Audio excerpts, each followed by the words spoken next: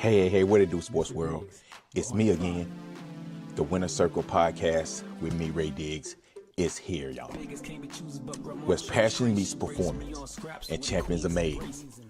I'm your host, Ray Diggs, bringing you the energy, the insight, and the mindset from across the world of sports. From the locker rooms to the big stage, this is where the real ones talk and legends rise, and the motto stays the same. Winners will always win. The Winner Circle podcast with me, Ray Diggs. We are here and we ain't going nowhere. Make sure y'all tune in because we're about to go live now. Peace. Hey, what it do, sports world, and welcome to the Winner Circle podcast with me, Ray Diggs. Man, it's been so good to be back. I want to talk about the Davis situation, the latest in the Davis situation. Also, as you all know, if you all haven't been tracking, this case this thing is heating up with David, the singer David, and he is being accused of murdering his 13-year-old girlfriend, Celeste Rivas Hernandez. Before I get started, man, make sure you hit the like button, the subscribe button, and also the share button. Make sure y'all give me your feedback on what you all think about this segment. But listen, so what's going on in the David case today? We're talking about one of the most disturbing cases, high-profile cases right now, which is the David case. And I'm going to tell you all, I'm going to lay down everything, the motive, the evidence, and a whole lot of questions that we got as we continue to move forward in this case. Now, let's walk down the timeline step by step in the David situation. As you all know, David, whose real name is David Burks, is facing first-degree murder charges tied to Celeste Rivas Hernandez, the young lady. As you all know, she went missing, and next thing you know, her body was found in a Tesla. I started talking about this case a while ago. I started talking about this case months ago when it first came out, and my question was, why haven't the LAPD arrested him yet? And then next thing you know, it popped back up, and now they have pretty much filed charges. They have arrested him and filed charges against him. And I think now he sees that this thing right here is serious. Now, the prosecutors, I think they have a real life case against him. I'm not going to say he's guilty because I like to, give everybody their time in court. But let's talk about this thing. According to investigators, in 2022, he met Celeste when she was only 11 years old. He was 18. The relationship allegedly began to get physical when actually she was 11. The relationship began to get physical when he was 13. She was 13 and he was 18. That's when everything began to get physical. In 2024, Celeste reported spent significant time at his home. They stayed the weekends at his Hollywood Hills home. They even traveled to places like Las Vegas, London, Texas to meet his family. So his family knew that he was in a relationship with this young lady.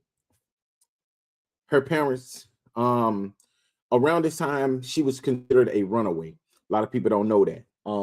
And what my biggest questions in this situation was this: if you're running away so much, I feel like the parents, we look at the parents, like why the parents didn't do this, why didn't the parents do that?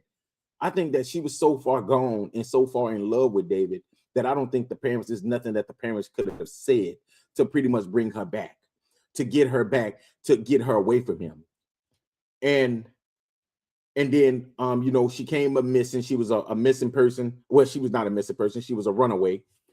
And then the police eventually found her. They found his number in her phone and contacted him. And he didn't know that she was a minor. This right here is what he's claiming. He said he did not know that she was a minor. He did not know she was a runaway. He said he had spoke to her the days prior to her coming up missing. Now, this is what happened. They took her, the family, she went back home. Her parents took her cell phone from her. And after that, he pretty much went out of his way. Prosecutor said he still maintained contact with her. what David did was he even went to her school, paying $1,000 to one of her fellow students to give her a phone for him. Now, think about this, right? Now, they told you how old she is, but you still went out of your way to go and try to pretty much get her a cell phone, which you gave a classmate $1,000 to give her a cell phone, in which that's how he stayed in contact with her without her parents even knowing.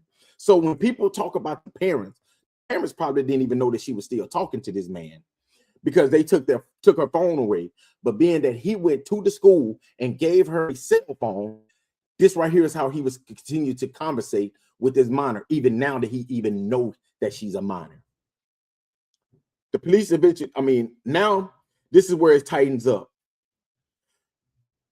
Celeste became upset with David because she felt like all David wanted to do was be physically intimate with her. I don't think David wanted to be in a relationship with her.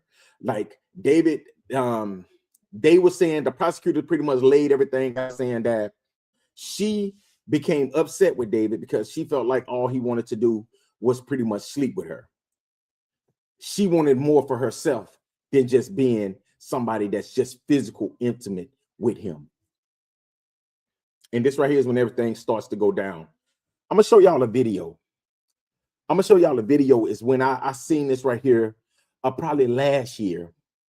And I looked at this video and I thought to myself, I said, wait, something is not right with this video, because David wanted this video to not get out.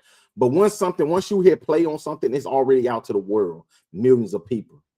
But listen to what Celeste said in this video.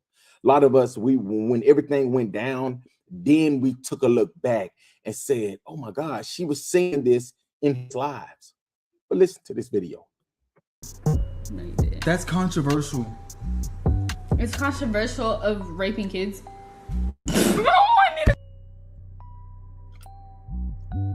Let's go back. Let me show y'all. Media trained you. I media trained you. No, you didn't. That's controversial.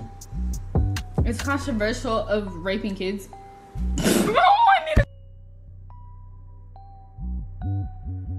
Really good. Okay, It's been a good one. Bye. Bye, guys. Mwah, mwah, mwah, mwah, mwah. Oh my. Delete everything. Delete everything. Everything goes. So this right here was them on live. When she said that, he said that I media trained you. She said, train to what? Rape kids? And at that very moment, we did not know what she was saying, but she was giving us the answers to the test, even in that video. But let's go ahead. And I think everything pretty much went down on April the 23rd.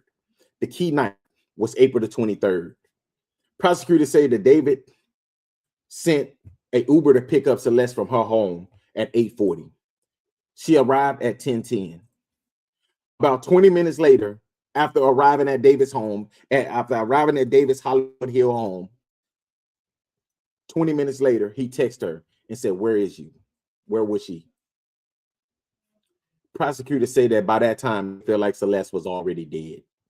And the reason why they said it is because they feel like David was the one who was sending these text messages. David was sending these text messages to cover his tracks, to get an alibi. They said that by the time Celeste arrived, because the night before, David and Celeste had an argument. They had an argument about what I just said. Celeste saying that she wanted more for herself than having a physical altercation, a physical, intimate relationship with him. She wanted to be in a relationship. And Celeste threatened David and was pretty much saying that I will expose everything. I will tell everybody what's going on. And it won't only ruin your career, it would ruin your life. And I think David knew then that I have to get rid of her. And I think this night of the 23rd is when he made sure that Celeste Rivas Hernandez never talked again. I think that this right here was the day, because like I said, they had an altercation an argument the night before. Also was in that argument was they was talking about abortions. They was talking about They was talking about abortions. They was talking about DNA. I mean, not DNA. They was talking about pregnancy, abortions, and Plan B pills in that conversation that night. So the night of the 23rd, I think David got the Uber, brought Celeste to his residence, and when she came in, I think within 20 minutes she was already dead. The prosecutor said that David stabbed Celeste twice and watched her bleed out. He alleged left and attempted to destroy evidence. After he stabbed her, they said that David got in his vehicle and he went to try to destroy evidence. He also sent more text messages to make sure that he covered his tracks and gave himself an alibi. But by April the 26th, 2025, all contact stopped. Their argument, like I said, those was a part of the alibi. And once he felt secure in this situation, the communication, he ended it. September 8th, Celeste was found in the back in a junkyard 400 feet from David's house in a Tesla in a body bag with her body dismembered. This young lady right here, they said that he cut off her fingers. One finger had David's name on it, and the other finger, they had matching tattoos. He had to get rid of her. In the days after the murder, David made some very criminal purchase off of Amazon under a fake female name. The day after her murder, he ordered a chainsaw, 2 chainsaws, a shovel, a body bag, a laundry bag, and also he had a blue inflatable pool. Why did he get the inflatable pool? The prosecutor said that he used the inflatable pool so when he's cutting up her body, her blood won't get everywhere, meaning that they think that he cut up her body at his home in his garage, being that they found DNA of her in his garage. They think that he cut up her body in that garage that day, that night, and he used that inflatable pool so her blood won't get everywhere. Why do they know that? Because a piece of that blood, the piece of the inflatable pool was found with her body as well. They said that he put her in a body bag, chopped her up, put her in a body bag. He put her in a special type of body bag that pretty much it keeps the smell in, the decomposed smell in. But in this situation here, it didn't happen. That's the reason why someone at that junkyard called the police and said that they are smelling a decomposed body odor that was coming from that Tesla. David was on tour at this time when the police came, found his body, and then the next day they reported that this right here was Celeste Rivas Hernandez's body. Now, when all of this happened, my first thing was this: okay, why didn't they arrest him at that time? But I think what the LAPD wanted to do is they wanted a rock solid case. And I salute them, because now I think that this case is so rock solid. I think any case can be, you can lose any case because you got jury. But I think this case right here is so rock solid with all the evidence that they have presented. And what David's attorneys, David went to court last week, his attorneys, he had 2 or 3 females. They wanted the prosecution to release the evidence. I'm gonna show y'all a video of what they said. David Burke did not murder Celeste Rivas Hernandez, nor was he the cause of her death. When I heard this right here last week, this is the first thing that I questioned. I said they have to be 100% confident that he did not have nothing to do with Celeste Rivas Hernandez's murder. I said, so it got to be somebody close to him. I said, he got to be somebody close to him. But I'm going to tell y'all why I feel like the prosecutors were so confident. Because the prosecutor said, we know for a fact that David Burks was one who killed Celeste Rivas Hernandez. And I said, man, you just never know when it comes to prosecutors, man. When it comes to, you know, the investigators, they were just so 100% sure that we got it. But we're gonna finish listening to what his lawyer said, and I'm gonna tell y'all what the prosecutors did. And we would like to be able to have the evidence come into the light of day at the earliest opportunity in order to establish that. When they did that, the prosecutors brought and they laid out all the evidence that I just said. They laid down he ordered this off of Amazon. He laid down his phone records of how he was, you know, texting Celeste, even after the murder. They laid down all of this evidence. And they said they got even more. They said they even have messages. They even have photos of nude photos of Celeste and David Burks, which confirmed the story that they was definitely in a sexual relationship. Once they did that, yesterday, he was at court yesterday, Wednesday. He was at court on Wednesday. David Burks was back in court. His defense team said if the prosecution got evidence, well, why don't we do the preliminary hearing Friday, today? The prosecutor said, let's do it. If y'all want to do it on Friday, let's do it. And I'm going to tell you the only reason why it didn't happen today is because the judge told them that today was May Day. Some shit that they're made up, May Day. And they're going to push it to the 23rd of May. 23rd or 26th of May. That is when his next court date would be. I think that this case is going to go to trial. Now, the prosecutor is building up a very rock solid case. What I think is this. What was David's motive on why he had to get rid of Celeste? Celeste was going to ruin his relationship. Celeste was going to ruin his career. David had just signed a $3 to $7 million contract, record deal. So she was going to step on all of that. The relationship was the motive, the timeline. But when you listen to his music, I think it was eating him up inside that he needed to let out how he committed, how he did this murder. And if you just go back and listen to his music, it was always weird music.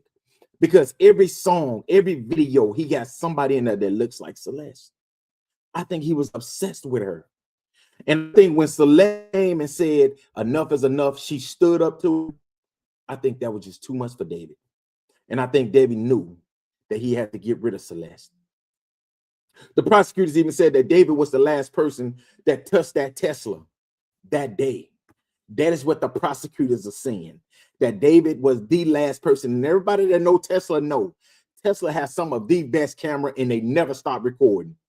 So I'm pretty sure that they saying that they have evidence where when that car was parked in that junkyard, David was the last person that walked away from that vehicle. They also got video of somebody else driving that Tesla as well. I said that a 21-year-old, it's no way that a 21-year-old can do this. And I said a 21-year-old is going to make so many mistakes when he's trying to cover up a murder. Hell, it don't matter your age. Anybody's going to make mistakes, especially if you're not somebody that does this. But David, when I look at this case here, it's very disturbing because it's kind of like a psychopath that committed this murder. Because think about it, if you dismember somebody's body, you cut off their brain, you cut off their fingers, cut their body up and put them in a Tesla, in a body bag. Well, I know that David was a young kid that made way too many mistakes.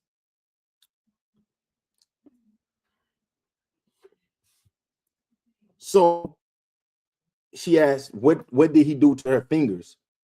What I think he did with the fingers is this. I think he cut off the fingers because one finger had his name on it. And then another finger, it was a matching tattoo that they both had. So I think by him cutting off those fingers, it was a chance of him to get rid of anything that's tied to him. Cutting off those two fingers they were just trying to get rid of anything that tied him to her. So, but I think that he made so many mistakes in this. So many mistakes. First of all, you knew she was underage and you continue to deal with her. She got on that live and she basically exposed you at that time. But the problem is nobody was listening but his fans. And his fans are still supporting him. But Celeste was telling everybody at the beginning. But she was so in love with him and she probably did everything that he told her. But the one time that Celeste fought back was the day before. And that next day, he brought her to his house and he committed this crime. Cut her up, put her in that Tesla. But he did not think nobody was going to find her. But my mindset was this. And also, when they started looking into David Burke's, when they started looking into his house, the house that it all happened at, what did David Burks do? He had his manager to move out of that house, and they ended up moving. Now, if y'all go back to a while ago, it was a video that came out of the police going to David Burke's grandmother's house because they said they had a call, and the call said that somebody was killed. Once somebody was dead, and I'm sure, I don't know who it was, but I can see that it being David Burke's brother. Because if y'all go look at his social media, David Burke's brother posted a very cryptic message on Instagram. And he said all pedophiles and rapists should die. And I'm wondering, why would he post that at this time when his brother is going through what he's going through right now? And I always said from the beginning that it's more people behind this. And I even said, I think that somebody who's on his team is actually telling the prosecutors right now a breakdown on what happened that night with Celeste, even afterwards. Do y'all know that a day or 2 days later that David Burks was doing an interview after this murder? He was doing an interview because his upcoming album was getting ready to drop. And that album actually did pretty good. But Celeste deserved better. She deserved better. And I'm happy that people like myself, people like all the bloggers, because I made multiple videos on this and I talked about it because I didn't want Celeste's voice. I didn't want her to be just pretty much somebody that, just because it's a rich person, we're just going to throw her to the side. But when this thing happened, it was a lot of people that was doing a lot of work online, tying him back to this murder. And I think that we were trying to rush the LAPD to making an arrest, and they didn't do that.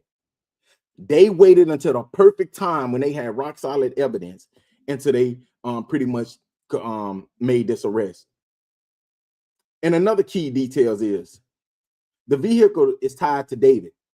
Guess where the vehicle was found? 400 feet from David's house. David made so many mistakes, but that's God's work. Because first of all, you called her to your house. You use, and Uber tracks everything. You commit the crime. You order the stuff off of Amazon that came to your location, to your house, of you trying to dismember a body, or you trying to hide a body. You got a body bag, you got a shovel, you got all of this stuff here. Everything that pretty much matches you to this murder. Then you put her body in a bag and put it in a junkyard, like she's some dog or something.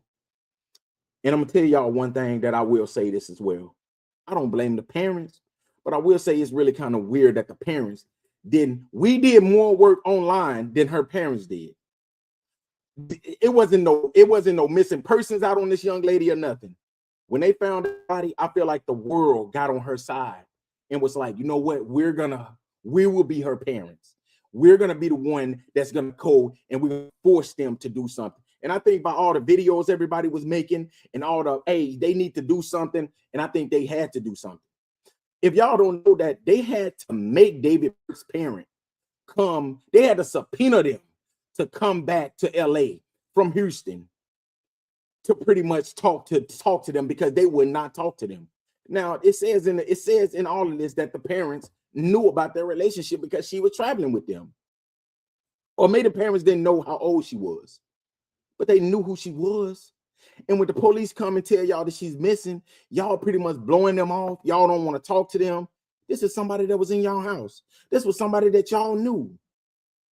And y'all just blow them off like, oh, we don't know nothing.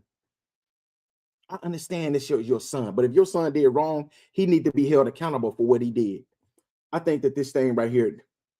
Now the defense, they kept it simple. The defense did. They said he didn't do it. They believe the prosecutors think that the stretch of the narrative and that the evidence won't hold up.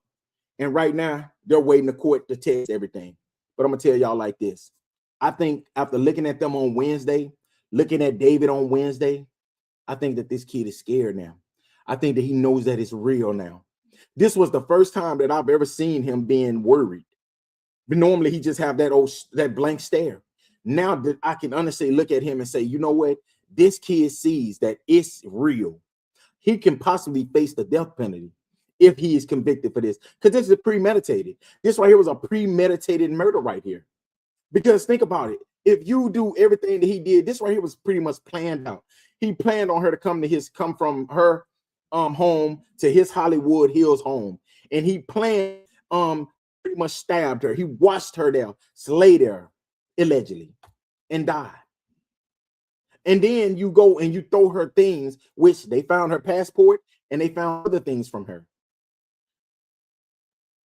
that was pretty much matched back to her. I think that honestly, this case right here is going to go to trial. And it won't surprise me if he's get found guilty, because I think that they can have even more evidence on him. If they can show that video of him walking away from that Tesla the day that body was found, I think David is done. I think it's a wrap for him. And if it's true that he really committed this crime, this hideous crime, he should be held accountable for that. David was somebody that was big. And he started talking to a young lady that was 11 years old. And he wanted to control her. He got big and he was sleeping. He wanted to mess with other women. And he just wanted to keep Celeste on the side. But Celeste was like, no, I want to be the main one. And if you don't make me the main one, or if you're going to do this right here to me, I'm going to make sure that I ruin you. And I think David was like, no, I can't let you mess up my money. So the motive was basically fame, because he had an album dropping. And basically, you're not going to ruin my career.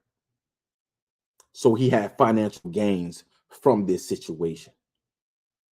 And he basically committed this crime, put her in a Tesla, in a body bag, and went on with his merry life. Went on tour, doing interviews, making songs, forgetting about her, but not really forgetting about her, because she was in every song. If you go back and look at his videos, every song, one song, he could have over 300 million views. Because a lot of people wanted to see, man, what was going on with this kid? And he did a video. He said he was homeschooled. His parents, he said his mom didn't like that he did this type of music, that, you know, the music that he was doing. So he dropped it anyway. And everybody went crazy. But I'm going to keep y'all updated on this case, man. I'm going to keep y'all updated on it. We're going to continue to talk about it as, like I said, he won't be back in court again until the end of May. I think that this right here going to be a lot of time for him to think about it. But if he committed this crime, I can honestly see him getting the death penalty. And the only way he don't get it, I think, if they come to a plea agreement. But we're not going to jump ahead, because he got to go through the preliminary hearing first. And I think that going through the preliminary hearing, I honestly think he's going to lose that. And it's going to end up going to trial. But David, I think he was just too cocky. He felt untouchable. Nobody can touch him. I'm going to get rid of her, and ain't nobody going to miss her. And I think her parents was missing. But the internet cared more about her than her parents did. And I think the internet was the one who forced them to investigate David. And I think once they had enough evidence, that's when they came and they arrested David. They charged him. And I think it's somebody close to him that's the one that's telling everything. That's just my opinion. I think somebody close to him is the one that's giving all the information that they need on what happened that night, or what did he tell them. It's a video that's swirling around, that's going around on the internet of David's producer telling him that, asking him, is he still sleeping with that minor? That was very, very, that was a weird thing to say, because I think everybody around him knew that he was talking to this minor. I think everybody around him knew. But I'm gonna tell you one thing about people that's the breadwinner in the family, that's the money, you can't really tell them nothing. If you're the millionaire in the family, what is somebody that's dependent on you gonna be able to tell you? And I think that's what it was. I think everybody held him up. I think his mom held him up. I think his dad held him up. I think his parent, I think his grandmother. And I think that night when the police was called and they said that it was a call that came from here, that pegged from here, saying that somebody was dead, I think that was Celeste. I think it was somebody calling to tell them that Celeste had been murdered. She probably wasn't murdered there, but she was murdered by that guy, by David. And like I said, they checked everything. They got DNA from his house. They got videos. They got so much data to where they can track. They can pretty much put him to her. And I think that this thing right here is gonna get ugly. But y'all let me know what y'all think, man. Thank y'all again for listening to another great segment of the Winner Circle podcast with me, Ray Diggs. I got one more question. Yeah, I did. I saw, and that's what I was saying. All the videos that he was doing about her. And then let me just say this right here before I get off. I think that he was guilty. And I think that he made everything about her. That's why he went on there and he got a woman that pretty much looked like her. You know, he talked about her in every video. And I think that honestly, he was in love with this young lady. But he knew that he had to get rid of her, because if he didn't, she was going to ruin everything for him. And I'm not saying it's not right. It's just not. But in the end, David is going to be the one that have to be held accountable for what happened to Celeste Rivas Hernandez. And I just want to say, rest in peace to Celeste Rivas Hernandez, young lady. A lot of people, I'm glad so many people actually was your voice, because I don't think that her parents was going to come forward to pretty much push the issue when it came to David. So the internet did it. And I'm so happy that we did. I'm so happy that the internet did that. But hey, thank y'all again. And like I said, make sure y'all hit the like button, the subscribe button, and also the share button. Make sure y'all give me your feedback on what you all think about this segment. Until next time, y'all have a great, great, great night, y'all. Peace.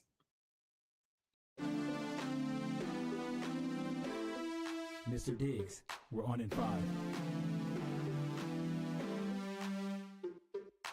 Vegas can't be choosers, but grandma chose Trace. She raised me on scraps.